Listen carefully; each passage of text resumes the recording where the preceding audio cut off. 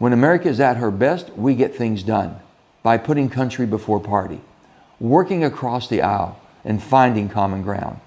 Many times, this approach has landed me in hot water, but the fight to unite has been well worth it. Throughout his tenure in the Senate, Senator Joe Manchin often served as a thorn in the Democrat side by cementing himself as a centrist roadblock to many of their agenda items. The West Virginia Democrat announced he will not seek re-election to the Senate, sparking speculation he may pursue a third-party presidential bid. Here's a roundup of the times Manchin clashed with President Joe Biden that could play a role in the 2024 cycle. During Biden's first 2 years in the White House, Manchin supported the president's policies and voted in line with his position 87.9% of the time. However, after the 2022 midterms, that number has plummeted to 21.4%, a 67-point drop. Manchin also played a key role in sinking one of Biden's key legislative priorities, the Build Back Better plan.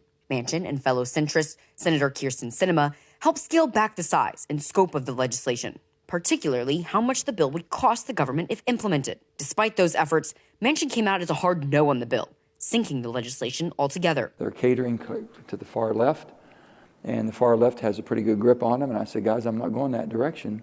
Manchin turned heads in mid-May when he voted against Nancy Ebedu's confirmation to sit on the U.S. Court of Appeals for the 11th Circuit, making him the first Democrat to oppose one of Biden's judicial nominations. One of Biden's top legislative victories throughout his term was the passage of the Inflation Reduction Act. Manchin later expressed frustration with the Biden administration's execution of the law, lamenting the president was using it to advance his, quote, radical climate agenda. I will do everything I can in my power to prevent that from happening, and if they don't change, then I would vote to repeal my own bill.